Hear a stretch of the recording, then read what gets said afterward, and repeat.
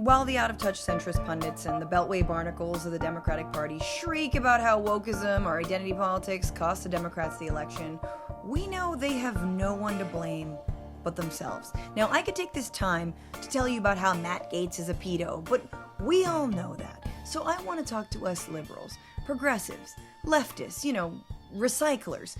Talk to us about cleaning up our side of the street, the only side we really have control over.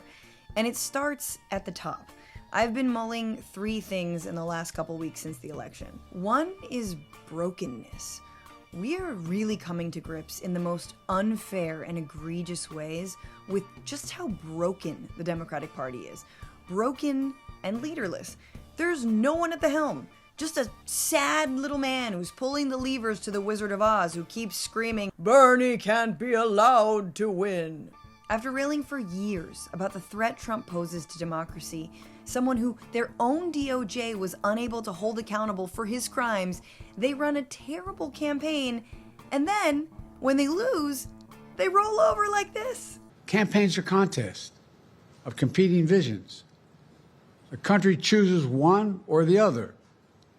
We accept the choice. You can't love your country only when you win. You can't love your neighbor only when you agree. Deuces, Jack.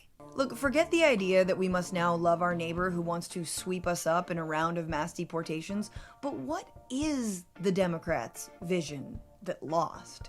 Like, seriously, there isn't one, except that the other guy's vision is worse. Oh, and here's a bunch of free advertising for his vision. Whether in office or in campaigns or on the ground, Democrats do not have a vision for meeting the needs of Americans. And what little plan they had while they were in office, Build Back Better, they don't have the willingness to fight the corporate interests necessary to achieve it. And the reformism isn't meeting the moment. We live in a time of mass inequality and climate collapse. There's no nibbling around the edges, especially when you can't even explain what it is you're doing, and most people don't feel the effects of it. The second is brand. The Democratic brand is bad. Say whatever you will about Trump, the brand is strong. That's why he puts his name on everything, including Tiffany, just in case he forgets. The Democrats' brand is berating everyone to get in line and then using celebrity endorsements to make it all better. Oh, you want to use the 1% to make us think you're fighting for the rest of us? Did you not see the Imagine video during the pandemic? Or the reaction to the Met Gala in the middle of a genocide? Celebrity is done. And speaking of done, stop emailing me, Kamala. Is there anything you can say? Yes, girl. Say, "I'm sorry. I don't know why I spent $450,000 a day to put my face on the Sphere, and yet I'm still asking for money, so I'm taking you off my list and walking away slowly." The brand is bad, not for lack of trying. I tried back in 2018. And many have tried to offer Democrats a way to rebrand, to get back to the New Deal days of FDR. People like Bernie Sanders or Alexandria Ocasio-Cortez and others who they insist on calling crazy, but who have offered them lifelines with policies and politics that speak to everyday people about real injustices, like working 50 hours a week and not being able to afford rent, let alone time to enjoy the rest of your life. But Republicans have been here before.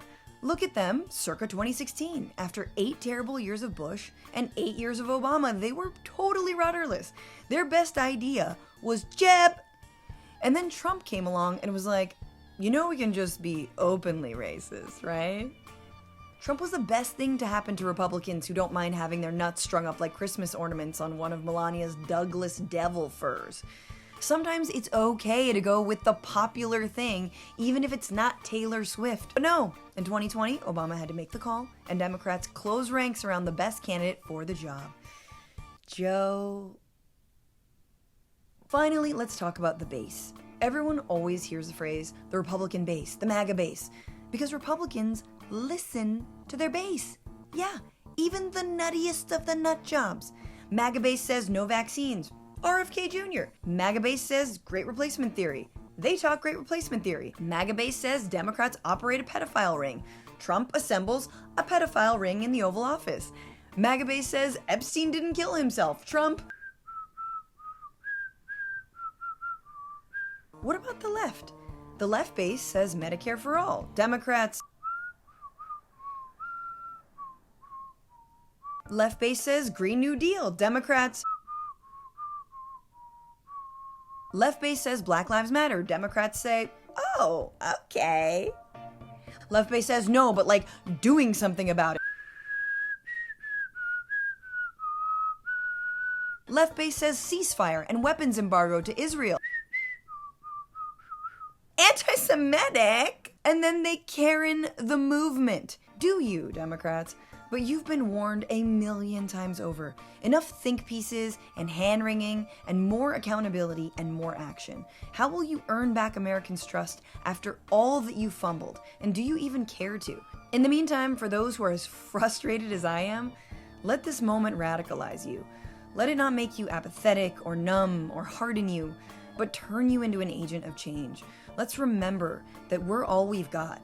We need to hold these feckless idiots accountable for their damage while also relying on one another to repair their wreckage. I mean, what else can we do? Matt Gaetz is a pedo. Again, you already know this. And if you like me blabbing, check out the Bitchuation Room podcast on YouTube at Franny Fio or wherever you get your podcasts.